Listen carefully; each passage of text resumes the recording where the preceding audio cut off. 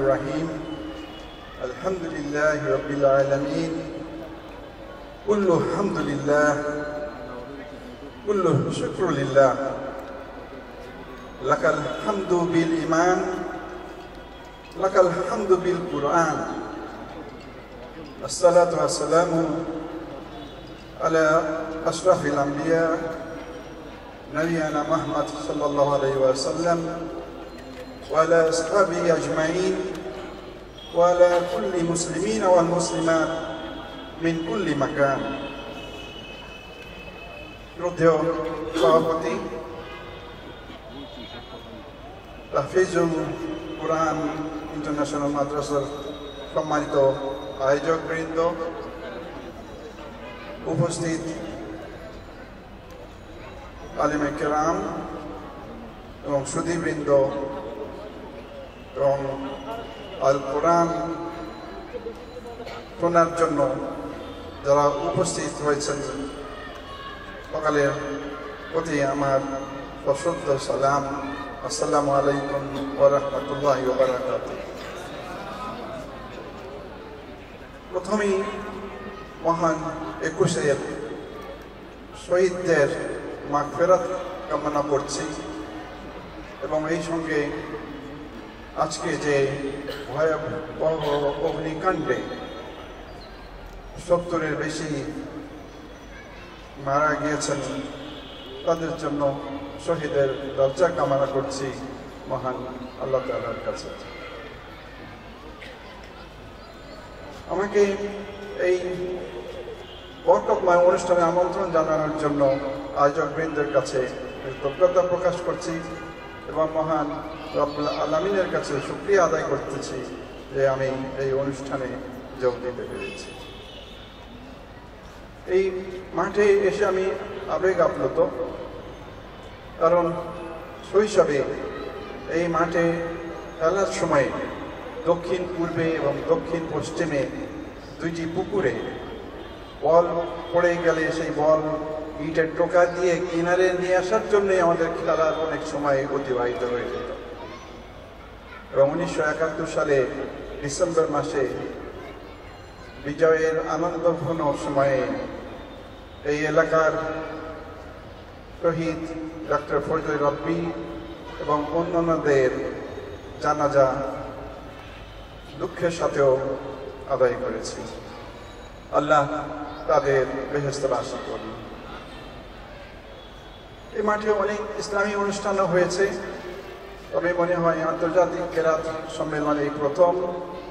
ইনশাআল্লাহ এই জাতীয় অনুষ্ঠান আরও ভবিষ্যতে হবে এই কামনাই করি এবং আপনারা সকলেও যাতে এইভাবে আরও অনুষ্ঠান হয় এই জন্য প্রচেষ্টা চালিয়ে যাবেন। কোরআনের চর্চা অতীব জরুরি। আমরা কোরআন হতে দূরে, অনেক দূরে। আবার আকাশ সভ্যতার বদৌলতে আমাদের ড্রয়িং রুম দখল করে নিয়েছে হলিউড, বলিউড, টলিউড, বলিউড এবং সেই সঙ্গে মুখরোচক স্লোগান, আমার যা খুশি তাই করব, আমার যা খুশি তাই দেখব এবং আন্তর্জাতিক মানের অনুষ্ঠান করব। এই সকল হচ্ছে শয়তানের ধোঁকা এবং সেই সঙ্গে তাদের যুক্তিও রয়েছে। সেই যুক্তি এই মুসলমানগণ মান্য করতে পারে? তা কখনই নয়। কোরআনে আল্লাহ তাআলা আমাদেরকে নির্দেশনা দিয়েছেন এবং এটি সত্য যে মুসলমানগণ আল্লাহকে ইচ্ছাকৃতভাবে নিজের স্বেচ্ছায় আত্মসমর্পণ করে সর্ব বিষয়ে, এবং প্রত্যেককেই স্বেচ্ছাই হোক কিংবা নিজের ইচ্ছা না থাকলেও আল্লাহর কাছে আত্মসমর্পণ করতে হবে।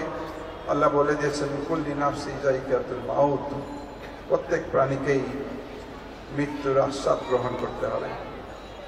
এবং আরো সুস্পষ্ট করে বলে দিয়েছেন যালিকাল কিতাবু লা রাইবা ফিহি হুদাল লিল মুত্তাকিন, এতে কোনো সন্দেহ নেই যে কিতাব এই কোরআন মুত্তাকিনদের জন্য পথপ্রদর্শক। এই কোরআন হচ্ছে সত্য মিথ্যার প্রভেদকারী। কিতাবুল মুবিন এবং কিতাবুল হাকিম, বিজ্ঞানময় গ্রন্থ।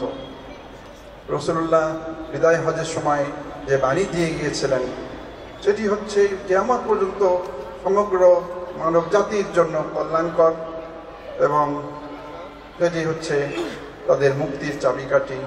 সেখানে তিনি বলেছিলেন যে তোমরা দুইটি জিনিস যদি ধরে রাখো, আঁকড়ে রাখো, তাহলে পরে তোমরা পথভ্রষ্ট হবে না। তা হচ্ছে কোরআন ও সুন্নাত।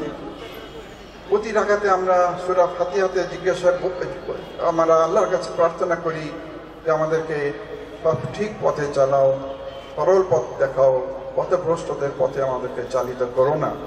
অথচ আমরা আমাদের ভবিষ্যৎ প্রজন্মের জন্য মুশরিক কাফের থেকে নিয়ে এসে প্রশিক্ষণ দেই। এটি হচ্ছে আমাদের একটি গজব, আমাদের মধ্যে একটি গজব। আমাদের কোরআন অন্ধকার হতে আলোকে নিয়ে আসে, মিনাজ জুলুমাতি ইলান নূর। এবং একসময় সাহাবীরা বিবি আয়েশার কাছে গিয়েছিলেন রাসূলুল্লাহ জীবনী সম্বন্ধে জানতে। বিবি আয়েশা তাদেরকে বললেন, তোমরা কি কোরআন পড়ো নাই? কেননা রাসূলুল্লাহ জীবন হচ্ছে কোরআনের বাস্তব প্রতিফলন। প্রত্যেক নবীকেই মুজিজা দেওয়া হয়েছিল। যেমন ছিল মুসা আলাইহিস সালামের কাছে তার লাঠি, যে লাঠি দেখার সৌভাগ্য আমার হয়েছিল ইস্তাম্বুলের তোপকাপি মিউজিয়ামে, যেখানে ইউসুফ আলাইহিস সালামের টুপিও রক্ষিত আছে, মুহাম্মদ সাল্লাল্লাহু আলাইহি ওয়াসাল্লামের নিদর্শনও কিছু আছে। এবং আল্লাহর নির্দেশে এই লাঠি যখন মাটিতে ফেলেছিলেন তা অজগর সাপ হয়ে ফেরাউনের জাদুঘরদের সকল বস্তু গ্রাস করেছিল, এবং সেই জাদুঘররা আল্লাহর প্রতি ঈমান এনেছিল। ঠিক সেরকমভাবেই মুহাম্মদ সাল্লাল্লাহু আলাইহি ওয়াসাল্লামের মুজিজা ছিল কোরআন। ওমর খাত্তাব মুসলিম হওয়ার আগে কুরাইশ বংশের সবার শেষে খোলা তরবারি নিয়ে গেলেন মুহাম্মদ সাল্লাল্লাহু আলাইহি ওয়াসাল্লামকে হত্যা করার জন্য। প্রতিমধ্যে দেখা হলো সাদ বিন আক্কাস। তিনি জিজ্ঞাসা করলেন তার গন্তব্যের কথা, তার উদ্দেশ্যের কথা। উদ্দেশ্য শুনে তিনি খুবই চিন্তিত হলেন এবং বললেন, ওমর, তুমি কি তোমার পরিবারের খবর রাখো? তোমার বোন ফাতেমা বা তার স্বামী ইসলাম গ্রহণ করেছে। তখন ওমর দিক পরিবর্তন করলো, তার বোনের বাসায় গেল, সেখানে কিছু পড়ার আওয়াজ শুনল। যখন বোনকে জিজ্ঞাসা করলো এবং যে তখন জানলো সে মুসলমান হয়েছে, তিনি চপেটাঘাত করলেন তার বোনকে। বোনের মুখ দিয়ে রক্ত বেরোলো। তখন ওমরের মনে দয়ার সঞ্চার হলো। উনি জিজ্ঞাসা করলেন, তোমরা কি পড়ছিলে? তার বোন বলল যে তুমি অপবিত্র, তুমি পবিত্র হয়ে আসো। ওমর গোসল করলেন, তারপরে কোরআন শরীফ থেকে পড়লেন সূরা তাহা, ইন্নানি আল্লাহু লা ইলাহা ইল্লা আনা ফাবুদনি ওয়া আকিমিস সালাতি লিযিকরি। উনি বলে উঠলেন, নিশ্চয়ই এটি আল্লাহর কাছে কাজ হতে, আমাকে মুহাম্মদ সাল্লাল্লাহু আলাইহি ওয়াসাল্লামের কাছে নিয়ে চলো, আমি মুসলমান হব। এটি হচ্ছে কোরআনের মুজিজা। বর্তমান যুগেও কোরআন মানুষের চিত্ত হরণ করে। আমাদের অনেকে অবগত আছেন যে মিশরের কারি শেখ আব্দুল সামাদের সুললিত কণ্ঠের তেলাওয়াত। উনি 88 সালে আমাদের থেকে বিদায় নিয়ে গেছেন রাহমাতুল্লাহ। বিভিন্ন ধর্মের লোকেরা একবার একত্রিত হয়েছিল বিভিন্ন ধর্ম সম্বন্ধে জানার জন্য। যখন কারি আব্দুল সামাদের কেরাত শুনল, তারা বলে উঠল, এটি অবশ্যই আল্লাহর বাণী, আর কোনো বাহাসের প্রয়োজন নেই, আমরা মুসলমান হয়ে গেলাম। এটি হচ্ছে কোরআনের মুজিজা। আসুন আমরা কোরআনকে আঁকড়ে ধরি। ও আল্লাহ কোরআনে উল্লেখ করেছেন, লা তাত্তাবিউ খুতুওয়াতিশ শাইতান ইন্নাহু লাকুম আদুউম মুবিন। তোমরা শয়তানকে অনুসরণ করো না, কারণ শয়তান হচ্ছে তোমাদের প্রকাশ্য শত্রু।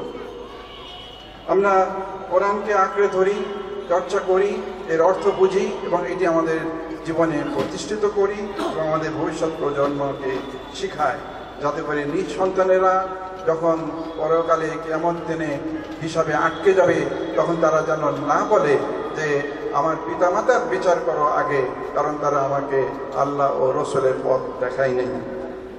পরিশেষে যে সমস্ত কারি সাহেবরা বিদেশ থেকে এসেছেন তাদের নিকট আমরা কৃতজ্ঞতা জানাই এবং তাদের এই মহানুভবতার জন্য তাদের কাছে আমরা কৃতজ্ঞ এবং দোয়া করি এই জাতীয় অনুষ্ঠান যেন ভবিষ্যতে আরও হয়। আমরা আবারও আল্লাহর নিকট আমাদের নিকট যাতে রহমত আসে, আমাদের যেন আরও উন্নতি হয় ইসলামী পথে, ইসলামী ধারাতে, সেই দোয়া করে এখানে শেষ করছি। আসসালামু আলাইকুম ওয়া রাহমাতুল্লাহি ওয়া বারাকাতুহু।